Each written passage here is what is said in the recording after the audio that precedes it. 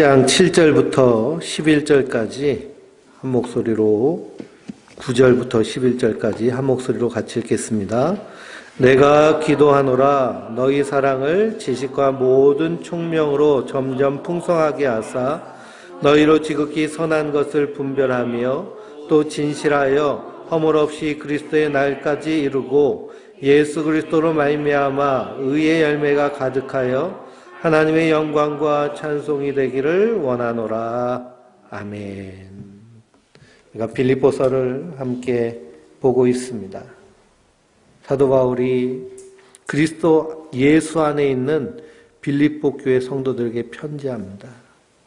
은혜와 평강이 너에게 있을지어다. 은혜와 평강이 충만하기 위해서는 반드시 누구 안에 거해야 될까요? 예수님 안에 거해야 돼요. 예수님 안에 거한다라는 것은 예수님이 내 인생의 주인이 되신다는 거예요. 주인이 되신다는 것은 예수님의 명령에 따라 산다는 겁니다. 예수님의 명령에 따라 사는 것이 주 안에 있는 모습인데 성도는 다 예수님의 명령에 따라 사는 자들입니다. 예수님의 말씀에 따라 우리가 한 걸음 한 걸음 믿음으로 순종하며 살아갈 때 우리 안에 은혜와 평강이 충만하여지는 줄 믿습니다. 성도는 날마다 하나님의 은혜를 묵상하는 자들이고요. 그 은혜를 믿음으로 우리 안에 평안이 굳건하게 세워집니다. 어떤 상황과 환경이 올지라도 죽음이 우리 앞에 있을지라도 성도는 그 죽음조차도 두려워하지 않는. 왜 그러냐? 말씀을 믿기 때문에. 예수님은 죽은 자를 향해서 죽었다고 하시나요? 잔다고 하시잖아요. 잔다. 잠자고 있을 때 주님이 부르시면 벌떡 일어나서서 그래서 생명의 부활로 참여하는 자들이 성도들인 줄 믿습니다. 그리스도 밖에 있는 자들은 심판의 부활로 나아가서 심판받을 것이에요. 성도는 그 심판을 주님이 다 받으셨기 때문에 우리 안에 평강이 넘칩니다. 그래서 성경은 계속 뭐라고 말씀하시느냐 하면 두려워하지 말라고 말씀하고 있어요. 두려워하지 말라. 날마다 강하고 담대하게 두려워하는 자들이 아니라 믿는 자들 되시기 바랍니다. 빌립보 교회 성도들을 생각할 때마다 사도 바울은 감사가 충만하고 기쁨이 넘쳤습니다. 왜 그럴까요? 그들이 끝까지 복음을 위해서 복음을 위한 일에 참여하는 자가 되었기 때문이에요. 데살로니가서도 읽어보면 믿음의 역사와 사랑의 수고와 소망의 인내가 충만하여서 그 마케도니아 지역과 아가야 지역에 믿음의 본을 보인 교회가 바로 빌립보 교회와 데살로니가 교회입니다. 빌립보 교회는 우리가 잘 알듯이 사도 바울이 2차 전도 여행을 아시아, 지금의 터키 쪽으로 가려고 했는데요. 길이 막혀서 그래서 기도하는 중에 마케도니아인의 환상을 보고 방향을 틀어서 저 유럽, 그리스 땅이죠. 지금의 그리스 땅으로 넘어가서 만난 첫 성이 빌립보 성입니다. 사도 바울이 계획하고 예상한 모든 그런 선교의 계획이 완전히 허물어진 그 전도여행이 2차 전도여행이죠. 그런데 누가 열매 맺게 하세요? 하나님이 열매 맺게 하세요. 사람이 계획할지라도 그 길을 이루시는 분은 하나님이신 줄 믿습니다. 복음이 전하여지고 전도가 되어지고 교회가 세워졌습니다. 그 첫 교회가 빌립보 교회입니다. 빌립보 교회는 사도 바울이 감옥에 갇혔을 때도 로마에 가 있을 때도 끝까지 복음을 위해서 사도 바울을 뒷바라지하고 돌보는 교회가 바로 빌립보 교회입니다. 그러니 그 빌립보 교회를 생각할 때마다 뭐가 충만해요? 감사가 충만해요. 또 무엇이 충만할까요? 기쁨이 충만합니다. 그래서 빌립보 교회를 성도들 생각하며 기도할 때 제일 먼저 나오는 것이 주님 감사합니다. 그래서 그 안에서 기쁨이 충만하니 축복이 넘치고 넘치겠죠. 성도도 마찬가지로 빌립보 교회 성도들처럼 감사와 기쁨의 사람이 되어야 될 줄 믿습니다. 걱정과 근심의 사람이 되면 위하여서 기도하는 사람들이요, 마음이 무거워요. 마음이 무거우면 될까요? 안 될까요? 안 되죠. 그러기 위해서는 우리가 누구 안에? 주 안에 거해야 되고요. 은혜와 평강이 충만해야 될 줄 믿습니다. 제가 이 얘기를 계속 반복하는 이유는 이 구조가 분명히 있기 때문에 그렇습니다. 에베소서에서도 하나님이 예정하시고 그리스도가 구속하시고 성령께서 인치셔서 우리가 하나님의 자녀가 된 것처럼 은혜와 평강은 주 안에서, 은혜와 평강이 충만하면 감사와 기쁨이 따라서 함께 열매 맺게 됩니다. 그러니 감사하자, 감사하자, 감사하자, 기뻐하다, 기뻐하자 외친다고 감사와 기쁨이 나오는 것이 아니라 누구 안에서? 예수님 안에 거하면서 그 은혜를 믿음으로 우리가 평안 안에 거하면 감사와 기쁨은 저절로 따라오는 열매입니다. 봄에 꽃피는 건 당연한 거잖아요. 복숭아 나무에 꽃이 피면. 그럼 그것이 수정이 돼서 이제 늦여름이 되면 복숭아를 따서 맛있게 먹는 것이 당연한 것처럼 우리가 주 안에 거하면 열매는 당연히 맺는 겁니다. 근데 예수님 안에 있지도 않으면서 열매 맺으려고 막 몸부림치면 될까요? 안 될까요? 되지가 않죠. 우리가 이것을 분명히 알아야 됩니다. 그래서 이 빌립보 교회를 향해서 감사와 기쁨이 충만한데 너희가 참 훌륭하다라고 고백하는 것이 아니라 이렇게 하신 분이 누구시라는 거예요?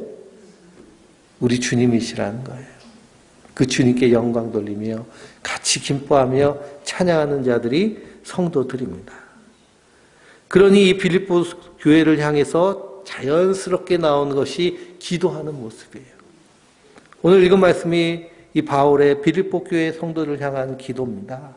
내가 기도하노라 너의 사랑을 지식의 모든 총명으로 점점 풍성하게 하시기를 구하고 있습니다. 예수님의 사랑을 받은 빌립보 성도들이 복음을 전하는데 그 핵심이 사랑이잖아요. 그 사랑에 뭐가 충만해야 돼요?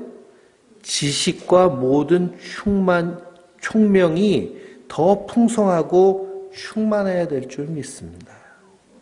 지식 없는 사랑, 총명하지 못하고 미련한 사랑을 하면 사랑하는 사람도 힘들고요. 사랑받는 사람도 힘듭니다. 나라 사랑한다고 하면서요. 교회 사랑한다고 하면서 태극기 들고 광화문 광장에 나가 계신 분들이 얼마나 많이 있는지 몰라요. 그분들이 자기는 뭐 한다고 얘기해요? 나라 사랑한다고 애족한다고 그럽니다. 그래서 거기서 십자가 흔들면서 뭐 한다고 그래요? 예수님 사랑한다고 합니다. 근데 그런 사랑은 어떤 사랑일까요? 잘못된 사랑, 그릇된 사랑, 미련한 사랑, 지식이 없는 것입니다. 그래서 호세아 선지자는 뭐라고 그래요? 하나님을 알자. 우리가 힘써 알자. 하나님이 뭘 좋아하시는지 좀 알라는 거예요. 하나님이 정말 기뻐하시고 좋아하시는 것은 공의를 좋아하시는데. 그래서 약한 자 편에서 가난하고 불쌍한 자들. 모세오경을 읽어보면 신명기에서 너희는 명심하라는 거예요. 신명기는 명심하라는 말씀이잖아요. 뭘 명심하였느냐 하면 너희는 애굽의 종되었던 자들이라는 거예요. 애굽의 노예였다는 거예요. 누가 자유케 해주셨어요? 하나님이 자유케 해주셨잖아요. 그럼 그 은혜를 아는 자들은 노예된 사람을 볼 때 어떤 마음이 들까요? 불쌍한 마음이 들어야죠. 불쌍하고 궁휼한 마음이 들어야 됩니다. 그러면 그 불쌍하고 궁휼한 마음이 하나님 아버지의 마음인 거예요. 너희는 애굽의 종되었던 것을 잊지 말라는 거예요. 이 말씀이 우리 성도들에게는 무슨 말씀이 될까요? 허물과 죄로 죽었던 너희를 누가? 그리스도께서 구속하셔서 하나님 자녀 삼으셨다는 거예요. 허물과 죄로 죽었던 죄악의 사슬에 매여 죄의 노예되었던 우리를 살려주셨어요. 그럼 우리는 죄의 종된 사람들을 볼 때 어떻게 봐야 될까요? 에이, 지옥 갈 놈들, 지옥 자식들, 나는 천국 가는데 지옥에 나가라. 그래야 될까요? 그건 하나님의 마음을 잘못 모르는 거예요. 그러니 뭐가 없는 걸까요? 지식이 없는 사랑이에요. 내가 그 은혜를 받았는데, 죄에서 자유함을 받았는데, 내가 죄인이었을 때, 내가 하나님의 원수였을 때, 그때를 성도는 다 기억하며 이 땅에서 하나님의 자비와 긍휼로 사는 자들인 줄 믿습니다. 그래서 기도하는 거예요. 너희 사랑을 지식과 모든 총명으로 점점 풍성케 하시기를. 사랑을 할 때에도 총명해야 됩니다. 정말 저 사람이 무엇을 원하는지, 필요한 것이 무엇인지. 그래서 이웃 사랑을 할 때에도요, 희생하는 사랑, 그리고 진실한 사랑, 구체적인 사랑, 중심 있는 사랑, 삶 공부를 하면 이 네 가지 사랑을 배웁니다. 여기서 구체적인 사랑을 해야죠. 저 사람이 배가 쫄쫄 굶도록 가난한데 너 뭐 필요한 것 없냐 하면서 여기 고급 가방 있는데 가방 선물로 주면 그 사람에게 의미가 있을까요? 없을까요? 의미가 없습니다. 그 사람에게 정말 필요한 것이 무엇인지를 잘 살펴야 되는데요. 그러기 위해서는 총명해야 됩니다. 우리 로마서를 한번 찾아보실까요? 로마서 5장.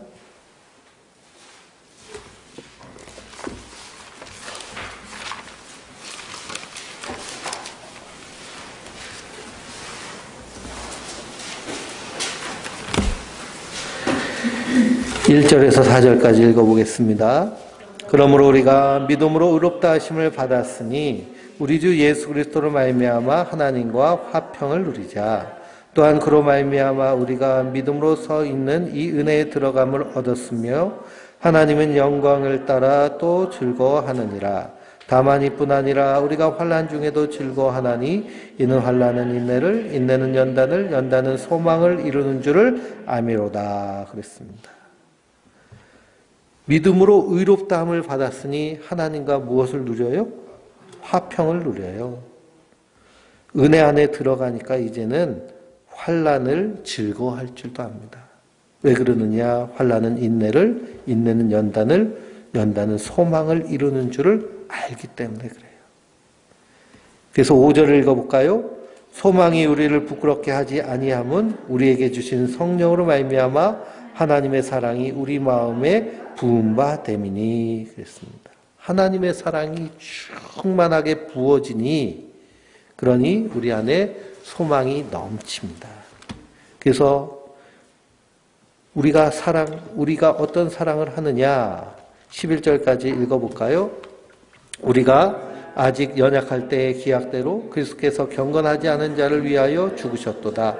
의인을 위하여 죽은 자가 쉽지 않고 선인을 위하여 용감히 죽는 자가 혹 있거니와 우리가 아직 죄인 되었을 때 그리스도께서 우리를 위하여 죽으심으로 하나님께서 우리에 대한 자기의 사랑을 확증하셨느니라. 그러면 이제 우리가 그 피로 말미암아 의롭다 하심을 받았으니 더욱 그로 말미암아 진노하심에서 구원을 받을 것이니 곧 우리가 원수 되었을 때에 우리 아들의 죽으심으로 말미암아 하나님과 화목하게 되었은즉 화목하게 된 자로서 더욱 그의 살아나심으로 말미암아 구원을 얻을 것이니라. 그뿐 아니라 이제 우리로 화목하게 하신 우리 주 예수 그리스도로 말미암아 하나님 안에서 또한 즐거워하느니라. 아멘. 이게 하나님의 사랑의 핵심입니다. 우리가 아직 죄인 되었을 때, 연약하였을 때 그 사랑을 받았기 때문에 우리도 뭐 할 수 있는 사람이에요? 사랑할 수 있는 사람이에요. 그러니 사랑하자라고 할 때 사랑하기 싫어요 라고 얘기하는 것은 아직 무슨 사랑을 모르기 때문에 하나님의 사랑을 모르기 때문에. 그러니 우리가 지식이 충만해야 될 줄 믿습니다. 그래서 에베소서에서도 하나님의 사랑의 그 길이와 깊이와 높이와 너비가 어떠함을 깨달아 알게 하소서. 사도 바울이 그렇게 간절히 기도하잖아요. 지식에 넘치는 사랑으로. 또 10절 말씀 뭐라고 말씀하나요? 너희로 지극히 선한 것을 분별하며 또 진실하여 허물 없이 그리스도의 날까지 이루고 그랬습니다. 거기 지극히 선한 것을 분별하며의 각주가 써 있죠. 각주에 뭐라고 써 있나요? 같지 아니한 것을 이라고 되어 있습니다. 같지 아니한 것을. 이것을 헬라어 성경은 뭐라고 얘기하느냐 하면 시험해 보라는 거예요. 뭘 시험해 봐요? 선한지 선하지 않은지 시험해 보라는 겁니다. 그래서 선한 것이 비방받지 않도록. 선하신 분은 하나님이시잖아요. 그리고 하나님의 사랑이 선한 것입니다. 그래서 시험해 봐야 돼요. 사랑도. 이게 진짜 하나님의 사랑인지 안 그러면 내 안에서 나오는 그냥 그런 연민에서 나오는 사랑인지. 무엇을 통해서 시험해 볼 수 있을까요? 말씀을 통해서 시험해 볼 수 있죠. 그래서 정말 사랑인가 사랑이 아닌가를 어떤 말씀을 통해서 시험해 볼 수 있을까요? 어떤 말씀이? 고린도전서 13장. 그 장이 무슨 장이에요? 사랑장. 거기에 사랑은 오래 참고, 사랑은 온유하며, 시기하지 아니하며, 자랑하지 아니하며, 교만하지 아니하며, 무례히 행하지 아니하며, 자기 유익을 구하지 아니하며, 성내지 아니하며, 악한 것을 생각하지 아니하며, 불의를 기뻐하지 아니하며, 진리와 함께 기뻐하고, 모든 것을 참으며, 모든 것을 믿으며, 모든 것을 바라며, 모든 것을 견디느니라. 이게 하나님 우리에게 하시는 사랑인데요. 내가 사랑한다라고 할 때 주일날 제가 사랑하는 것은 뭐 하는 것이라고요? 함께하는 것이라고. 함께하는 것이 사랑하는 겁니다. 그럼 함께하는데 그러면 함께한다고 무조건 사랑하는 것이냐?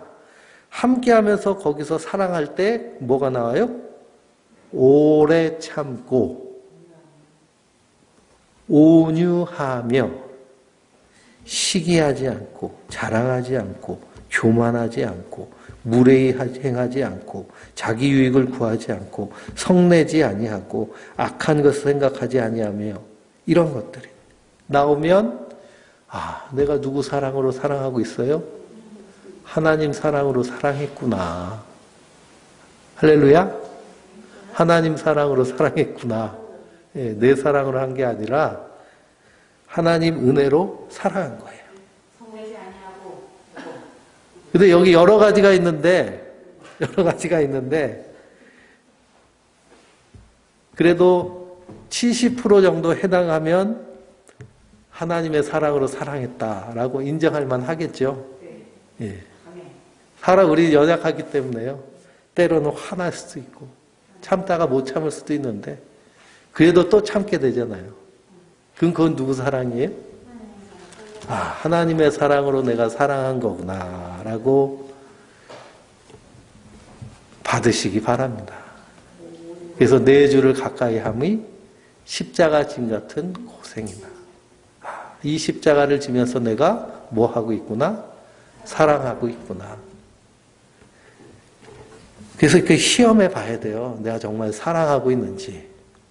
옆에서 사랑한다고 그러면서 계속 칼로 찌르고 있으면 뭐 하는 거예요? 사랑하는 게 아니죠. 그렇죠? 예. 내 마음속에서 막 미운 마음이 생겨도 내가 그것을 표현하는 것을 자제하고 어떻게 해서든지 온유함으로 나오려고 하면 그게 누구의 사랑인 거예요? 하나님 사랑인 거예요. 그러니 하나님 앞에 설 때 하나님 뭐라고 하실까요? 네가 사랑하느라고 고생했다. 그렇게 하시는 거예요. 예수님 우리를 사랑하시기 위해서 십자가에 달려 죽으시기까지 하셨잖아요. 근데 우리가 십자가에 달려 육체적 고통은 없지만 그렇게 하나님의 사랑을 하려고 하면 우리 마음이 십자가에 달리는 듯한 그런 고생이 있습니다. 그래서 지극히 선한 것을 분별하면 내가 지금 하는 이 사랑이라는 것, 삶이란 것이 가치가 있는지 안 그러면 허무한 것이니까 분별이 돼요. 우리는 이렇게 숭고한 하나님의 사랑을 지금 하고 있음에도 그 가치를 모를 때가 많이 있어요. 삶 자체가 섬기는 삶인데 자기는 섬긴다고 인정하지 않으면 그 섬김의 가치가 어떻게 될까요? 그 가치가 존중받지 못하는 거예요. 그래서 자기를 사랑한다라고 할 때 내가 사랑하는 일들, 내가 섬기는 일들을 사랑하는 것과 섬김으로 인정해 줘야 돼요. 아, 내가 정말 예수님의 이름으로 사랑했구나. 그냥 아내라고 남편이라고 그냥 당연하게 사랑한 게 아니라 그 안에서도 하나님의 사랑으로 사랑하는 거예요. 그 사랑이 하나님 앞에 귀한 줄 믿습니다. 사도 바울도 이것을 위해서 기도하잖아요.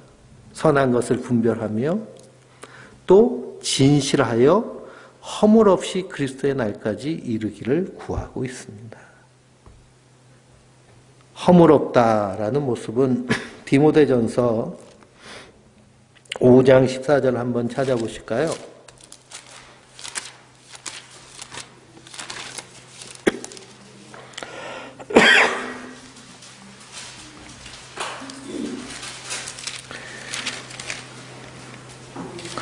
어, 6장 14절입니다. 디모데전서 6장 14절. 우리 주 예수 그리스도께서 나타나실 때에 흠도 없고 책망받을 것도 없이 그의 명령을 지키라 그랬습니다. 믿음의 선한 싸움을 하는 거거든요. 예수님이 나타나실 때 흠도 없고 책망받을 것도 없이 이 명령을 지키는 겁니다. 이 명령은 무엇이냐? 11절 말씀인데요. 오직 너 하나님의 사람아 이것들을 피하고 의와 경건과 믿음과 사랑과 인내와 온유를 따르며 믿음의 선한 싸움을 싸우라. 영생을 취하라. 이를 위하여 내가 부르심을 받았고 많은 증인 앞에서 선한 증언을 하였도다 그랬습니다. 그러니 이 선한 싸움에 뭐가 없어야 돼요? 흠도 없고 책망받을 것도 없어야 돼요. 근데 우리 안에 흠이 있어요, 없어요? 흠이 많죠. 책망받을 게 있어요, 없어요? 엄청나게 많습니다. 이 말씀에 대해서 우리는 어떻게 해결해야 되느냐? 에베소서 5장 25절 보면 에베소서 5장 25절 남편들아 아내 사랑하기를 그리스도께서 교회를 사랑하시고 교회를 위하여 자신을 주신같이 하라. 이는 곧 물로 씻어 말씀으로 깨끗하게 하사 거룩하게 하시고 자기 앞에 영광스러운 교회를 세우사 티나 주름 잡힌 것이나 그런 것이 없이 거룩하고 흠이 없게 하려 하심이라 그랬습니다. 잘 찾으신 거죠? 그러니 흠이 없으려면 어떻게 해야 돼요? 물로 씻어 깨끗하게 해야 돼요. 물로 씻어 무엇으로 깨끗게? 말씀으로 깨끗게. 예수님을 빛으로 요한복음 말하기도 하고 목자로 말씀하시기도 하고 생수로 말씀하시기도 하세요. 이스라엘 백성들이 광야길을 갈 때 마실 물이 없었어요. 그래서 모세보고 하나님 명하셔서 반석을 쳐라. 반석을 치니 거기서 뭐가 나왔어요? 생수가 나왔잖아요. 그 반석이 누구세요? 그리스도세요. 그리스도께서 우리에게 뭘 주셨어요? 생명수를 주셨어요. 생명의 물을. 말씀이 육신이 되어 이 땅에 오신 예수님이 다시 우리에게 말씀하신 것이 생명의 말씀이에요. 그래서 생명의 말씀이라고 그러고 생명수라고 그러잖아요. 이 말씀을 우리가 마실 때 우리가 어떻게 될까요? 깨끗해지는 거예요. 씻는 거예요. 씻는 거. 말씀으로 씻어서 우리를 깨끗게 해야 될 줄 믿습니다. 어떻게 씻어야 될까요? 날마다 씻습니다. 우리가 아침에 씻고 저녁에 씻잖아요. 이빨은 어떻게 닦아요? 밥 먹고 닦잖아요. 설날 한 번 닦는 사람 없고요. 1년에 한 번 씻는 사람 없습니다. 마찬가지로 날마다 말씀을 씻을 때 우리를 깨끗게 하시는 거예요. 자기 앞에 영광스러운 교회로 세우사 티나 주름 잡힌 것이나 이런 것이 없이 거룩하고 흠이 없게 하시려고 우리에게 날마다 사람이 떡으로만 살 것이 아니라 하나님의 말씀으로 살아야 돼. 우리에게 말씀하시는 줄 믿습니다. 지금 우리가 말씀을 들으면서도 말씀을 어떻게 하고 있어요? 씻고 있는 거예요. 씻고. 그래서 사랑한다라는 것을 시험하라고 할 때 이 말씀을 쭉 읽어보니까 내가 뭘 하긴 하고 있어요? 사랑하고 있긴 있구나. 사랑하고 있구나. 하나님 그걸 귀하게 여기실 것이다. 그 믿음으로. 그래서 날마다 씻어야 될 줄 믿습니다. 그러면 흠이 없이, 허물 없이 누구의 날까지 이르러요? 그리스도의 날까지 이룰 줄 믿습니다. 11절 읽어볼까요? 예수 그리스도로 말미암아 의의 열매가 가득하여 하나님의 영광과 찬송이 되기를 원하노라 그랬습니다. 예수님으로 인하여서 의의 열매가 가득하여집니다. 의의 열매는 무엇일까요? 의의 열매. 의의 열매는 의의 열매고 성령의 열매는 성령의 열매죠. 의의 열매는 한마디로 말하면 누가 의의 열매냐? 내가 의의 열매예요. 예수님이 십자가에 달려 죽으셔서 그 예수를 믿는 자마다 다 어떻게 여기세요? 의롭다고 여기시잖아요. 100배, 60배, 30배 열매 맺게 하신 분이 누구시냐? 예수님이세요. 우리가 예수님을 믿어서 의롭다함을 받았잖아요. 하나님 보시기에 의의 열매는 누구예요? 예수 믿는 내가 의의 열매예요. 의의 열매가 가득하여 하나님 영광과 찬송이 되기를 원하노라. 그러니 예수님으로 말미암아 복음을 듣고 구원받은 수가 가득하기를 구하는 것이고요. 또 우리 안에 가득해야 됩니다. 내 안에 가득해야 돼요. 그것이 뭐냐? 예수님의 사랑으로. 성령의 열매가 가득한 것이 의의 열매된 성도의 모습인 줄 믿습니다. 의의 열매를 자꾸만 딴 데서 찾지 마시고 내가 하나님의 의의 열매구나. 할렐루야. 기뻐요? 부담돼요? 기쁘죠. 죄와 허물로 죽은 나를 그리스도께서 살리셔서 죄를 용서해 주실 뿐만 아니라 의롭다고까지 하셨으니 얼마나 큰 은혜입니까? 우리가 그 은혜를 믿음으로 이 땅에서 평강을 누리는 줄 믿습니다. 그래서 12절부터 17절까지 읽어볼까요? 형제들아 내가 당한 일이 도리어 복음 전파에 진전이 된 줄을 너희가 알기를 원하노라. 이러므로 나의 매임이 그리스도 안에서 모든 시대안과 그 밖의 모든 사람에게 나타났었으니 형제 중 다수가 나의 매임으로 말미암아 주 안에서 신뢰함으로 겁없이 하나님의 말씀을 더욱 담대하게 전하게 되었느니라. 어떤 사람들은 투기와 분쟁으로 어떤 이들은 착한 뜻으로 그리스도를 전파하나니 이들은 내가 복음을 변증하기 위하여 세무심을 받은 줄 알고 사랑으로 하나 그들은 나의 매임과 괴로움을 더하게 할 줄로 생각하여 순수하지 못하게 다툼으로 그리스도를 전파하느니라. 아멘. 형제들아, 빌립보 교회 성도를 향해서 말하죠. 내가 당한 일이 어떤 일이에요? 사도 바울이 무슨 일을 당했어요? 예루살렘에 갔다가 감금됐잖아요. 감옥에 들어갔습니다. 감옥에 들어갔으니 망했어요? 안 그러면은 승리했어요? 사도 바울은 승리했다는 거예요. 복음의 전파에 진전이 있다라는 걸 말하는 겁니다. 감옥에 갇히게 되니 누구에게 복음을 전해요? 죄수들만 있는 게 아니라 간수들도 있어요. 그래서 예루살렘 감옥에는 로마 군인들이 지키고, 로마 군인들은 다 로마 시민들이잖아요. 그리고 로마에 가서는 가택연금 형식으로 해서 죄수의 신분이지만 거기 있고, 시위대 아니라고 한다고 하면 시위대는 왕을 지키는 부대가 시위대입니다. 그러니 가장 로마에서든지 안 그러면 유다에서든지 가장 핵심에 있는 그런 권력자들의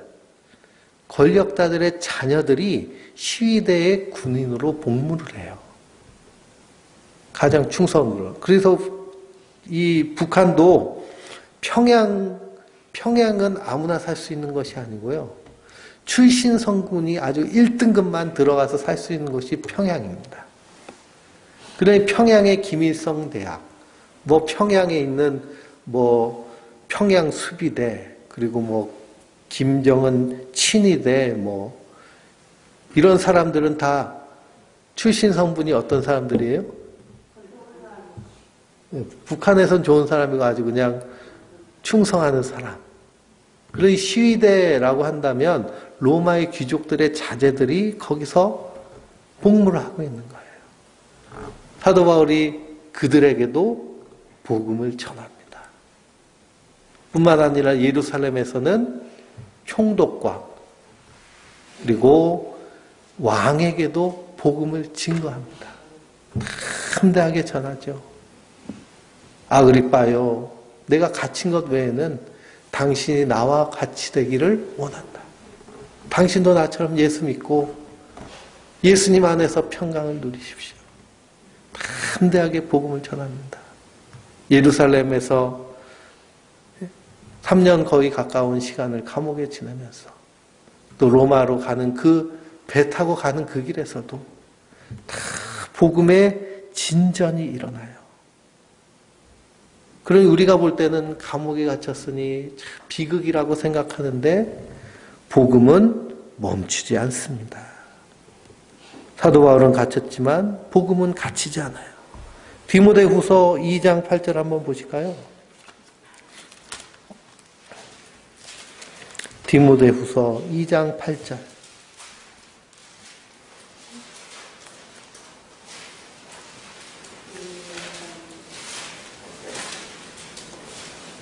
(8절부터) (9절까지) 8절 9절입니다. 내가 전한 복음대로 다윗으로 죽은 자 가운데서 다시 살아나신 예수 그리스도를 기억하라. 복음으로 말미암아 내가 죄인과 같이 매이는 데까지 고난을 받았으나 하나님의 말씀은 매이지 아니하니라. 하나님의 말씀은 매이지 아니에요. 그래서 감옥에서도 복음을 전하고 또 사도 바울이 갇혔다는 얘기를 듣고 그러면 복음을 누가 전하나? 내가 전해야지 하고 대신 일어선 성도들이 있고 사도 바울을 은근히 질투했던 사람들도 사도 바울이 갇혔을 때 우리가 부지런히 교회 개척하고 복음을 전해야겠다 하고 시기와 분냄으로 그래서 사도 바울 배 아프게 해야지 해서 복음을 전하는 사람도 있고 그래서 누가 전파되는 거예요? 복음이 전파되고 그리스도가 전파되는 겁니다. 18절에 뭐라고 고백해요? 그러면 무엇이느냐? 거칠으나 참으로 하나 무슨 방도로 하든지 전파되는 것은 그리스도니 이로써 나는 기뻐하고 또한 기뻐하리라. 그랬습니다. 사도 바울은 복음으로 사는 사람이기 때문이에요. 복음 전파되는 것이 기쁜 겁니다. 한국, 대한민국 복음이 전파되는 역사도요. 이게 예사롭지 않은 역사입니다. 그래서 이 말씀 제가 꼭 읽으면 생각나는 그런 선교사님이 토마스 선교사님입니다. 토마스 선교사님 중국에 선교사로 갔는데 신혼부부가 갔어요. 가가지고 중국에서 선교를 하는데 부인 선교사님이 풍토병을 앓아서 그만 돌아가셨습니다.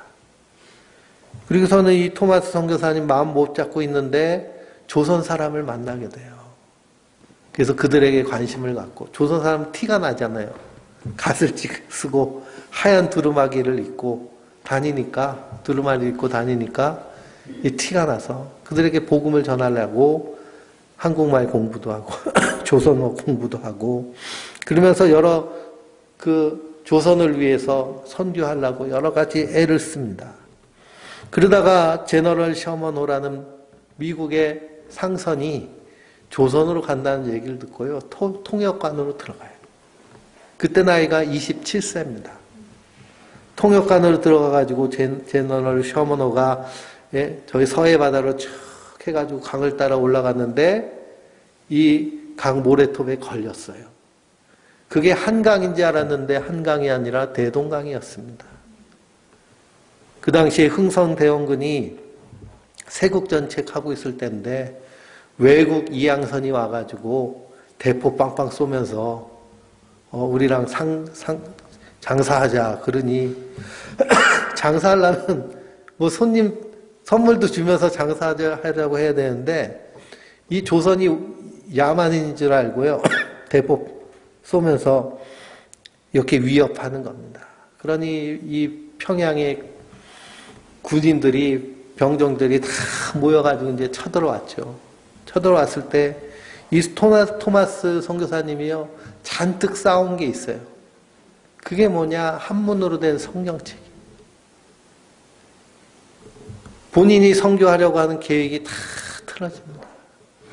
그러니 그 평양 대동강 모래톱에서 성경책을 던져가면서 이걸 읽으시오, 이걸 읽으시오 하다가 이 평양 병사에게 잡혔는데요. 병사 이름이 박충권입니다.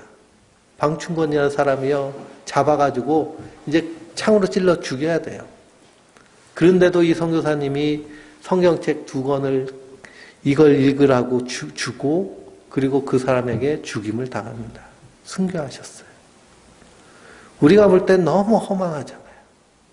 27세 나이에 성경책 복음 선교하려고 가다가 허망하게 아무런 일도 못하고 성경책 강바닥에 던지고 그리고 그 박충권이라는 사람에게 성경책 2권 주고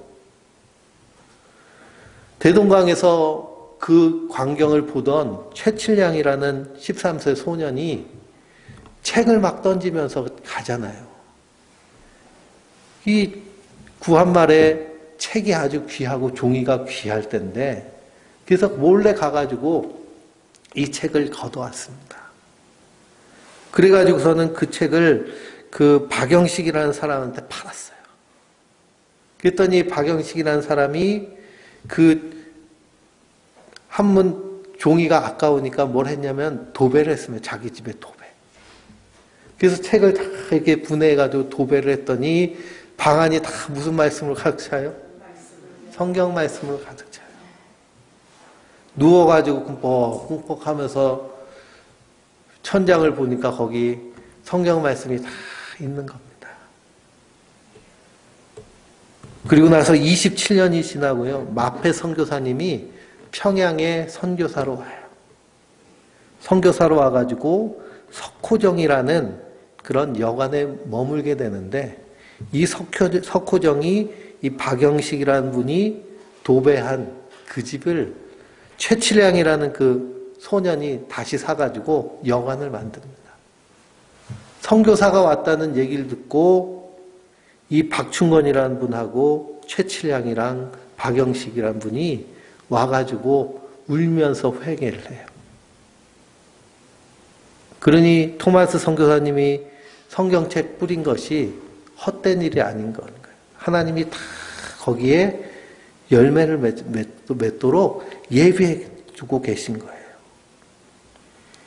그리고 나서 이 최칠량이라는 분이 이 석호정 주인이 됐는데 이 석호정을 교회로 바꿉니다. 그래서 널다리골 교회가 되고 이 널다리골이 골교회가 장대현 교회가 돼서 1907년도에 평양 대붕운동이 여기서 시작됩니다. 그리고 이 토마스 선교사님을 찔러 죽인 이 박충건 이 병사가 책을 가져갔잖아요. 그 책을 읽고 그 조카가 최영재라는 그런 이영대라는 분인데요. 이분이 나중에 성경 한글 우리가 지금 읽고 있는 성경의 그 레이놀즈 역이라고 하거든요. 이게 가장 기초가 된 성경 번역 작업을 함께하는 그 목사님이 됩니다. 그러니 하나님의 일하심은요, 사도 바울은 갇혔지만, 매였지만, 복음은 매이지 않는 거예요. 그러니 우리가 담대하게 복음을 전할 때, 그 복음을 통해서 놀라운 생명의 역사가 이루어지는 줄 믿습니다. 사도 바울은 그 믿음이 있었어요.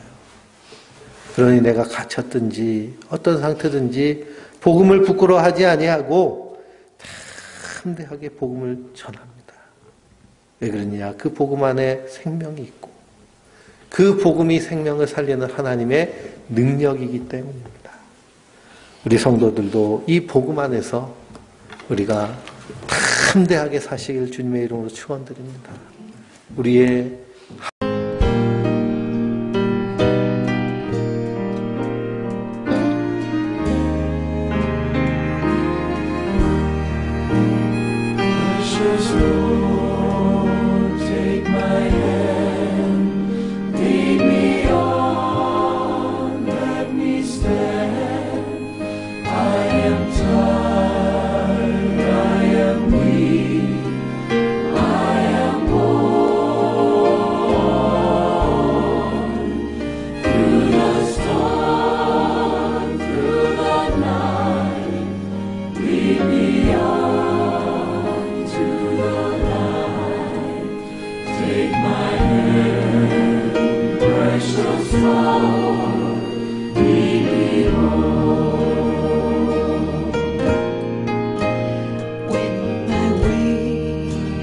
grows drear, precious Lord, linger near when my life is almost gone.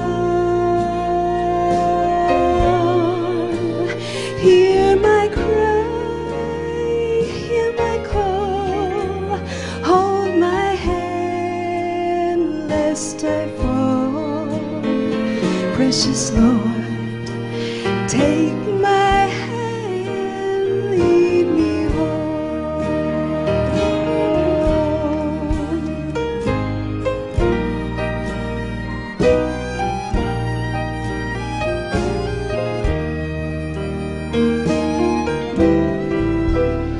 When the shadows appear and the night draws near and the days pass and gone,